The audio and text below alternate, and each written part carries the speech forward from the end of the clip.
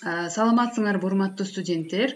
Бүгүнкү биздин темабыз билим берүү процессинде пайдаланылган жабдыктар жана аларды натыйжалуу колдонуу. Презентациябызга көңүл бургула. Демек, бул окутуу процессинин эң башкы максаты жеке адамды ар кандай билим, билгичтиктерге ээ кылуу болуп саналат.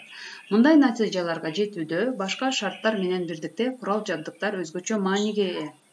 Биз сабак учурунда окуганда 10%, укканда 20%, көргөндө 30%, угуп көргөндө 50% жана угуп көрүп айтып бергенде 80%, угуп көрүп айтып жазып бергенде 90% эстеп калуу жөндөмүбүз бар. Бул окумуштуу Киндердин ою боюнча. Эми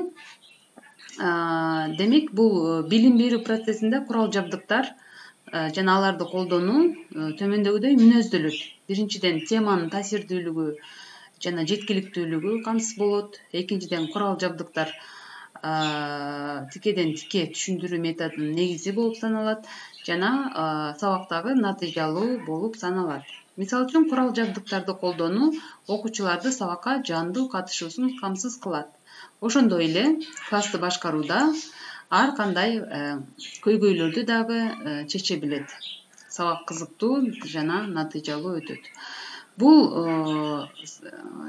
ишенимдүү байкоо жүргүзүүгө жардам берет жана айрым нерселерди кубулуш же окуяларды класс шартында көрсөтүүгө дайыма мүмкүнчүлүк болот. Демек, бул мугалим маал-маалы менен сабак учурунда айрым мисалдарды, аныктамаларды унутуп, кайра кайталап же түшүндүрбөй калган учурда абдан пайдалуу болуп эсептелинет. Жана ошондой эле сабактын мазмунуна жана жеткиликтүү түшүндүрүүгө дагы жардам берет. Эми курал жабдыктар, долбоорлор, бул курал жабдыктарды кантип тандашыбыз керек, кандай долбоорлош керек дегенде, мына бүтүндүк, теңдештик, шөкөттө, деңгэл жана жакындык принцибин колдонобуз.